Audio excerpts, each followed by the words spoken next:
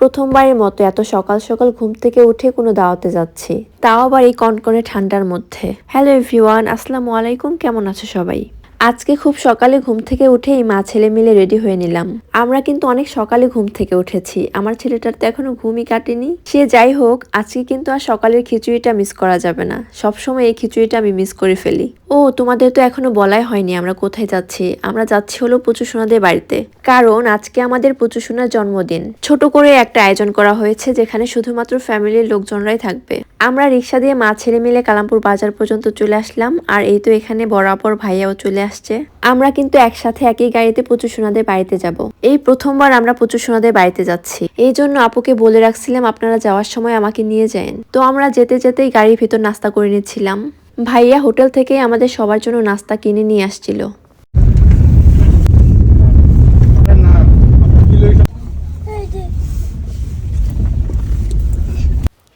এই তো আমরা চলে এসেছি পুচু সোনাদের বাড়িতে।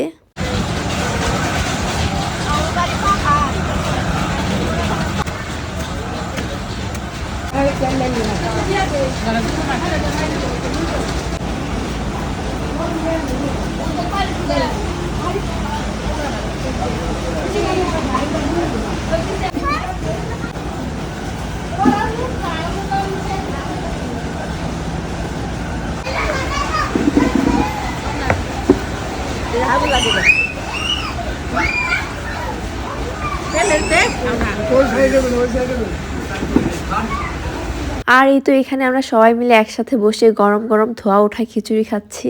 সত্যি বলতে এই খিচুড়িটা খেতে যে এত মজা হয়েছে, না খেলে খুব মিস করতাম। আর এখানে তো আমাদের পুচুর মায় সবাইকে খিচুড়ি বেড়ে বেড়ে খাওয়াচ্ছে।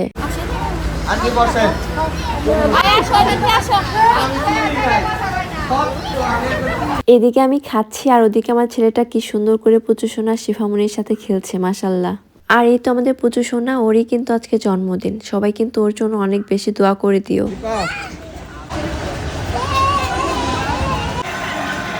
খাওয়া দাওয়া শেষে এখানে তো সবাই স্টেজ সাজানোতে ব্যস্ত হয়ে পড়েছে।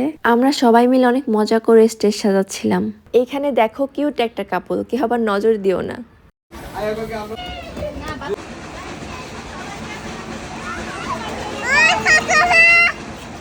কেমন আছো তোমরা?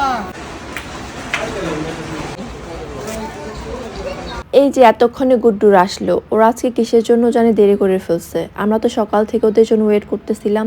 গুড্ডুর আসার পরে আমরা সবাই মিলে একসাথে খেতে বসলাম। বিরিয়ানি রান্নাটা মোটামুটি ভালোই হয়েছিল, ঝালটা একটু কম হয়েছিল।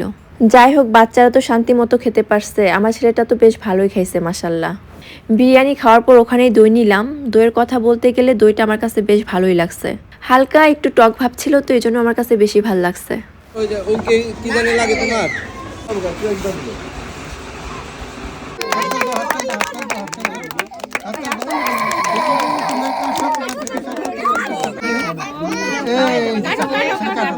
কেক কাটার সময় গুড্ডুর এই কান্নাটা দেখে তোমরা অনেকে অনেক বাজে কমেন্ট করছো। আসলে ব্যাপারটা হয়েছে কি জানো, গুড্ডু চাচ্ছিল ও একা কেকটা কাটবে, আর যার বার্থডে তাকে ছাড়া কি কখনো কেক কাটা সম্ভব? তোমরাই বলো। রাতে আমরা সবাই মিলে মিষ্টি খাচ্ছিলাম, আর এই মিষ্টিটা খেতে এত মজা ছিল। মিষ্টি খাওয়ার এই ভিডিওটা কিন্তু আমার পুচকু ছেলে নাভিদ করে দিছে। আমরা সবাই মিলে তো অনেক মজা করতেছিলাম, কিন্তু এরপরে আমার কষ্টের মুহূর্তটা চলে আসলো। এই যে দেখো, আমার ছেলেটা এখন কান্না শুরু করে দিছে। আজকে যেহেতু ও খুব সকালে ঘুম থেকে উঠছে, ওর প্রচুর ঘুম পাচ্ছিল। ও বারবার কান্না করে করে আমার কাছে বলতেছিল, আম্মু আমি বাসায় যেয়ে ঘুমাবো। কি আর করব বলো, আমি তো এখানে থাকার প্রস্তুতি নিয়ে এসেছিলাম। নাভিদের বাবাও আমাকে বললো, ও যেহেতু কাঁদতেছে ওকে বাসায় নিয়ে যাও। ব্যাপারটা আমি পুচুর মাকে জানানোর পর ও তো ভীষণ মন খারাপ করছে। ও বলে অন্তত একটা রাত থেকে যাও, কিন্তু আমার ছেলেটা মানতেছিলই না। ও বলে আমি বাসায় গিয়ে ঘুমাবো। পরে আমি নিজেও চিন্তা করলাম, রাত বেশি হয়ে গেলে আর বাসায় যাওয়ারও সুযোগ থাকবে না, তার চেয়ে বরং এখনই সময় থাকতে চলে যাই। মনটা আমার ভীষণ খারাপ হচ্ছিল জানো, থাকার প্রস্তুতি নিয়ে এসেও থাকতে পারলাম না।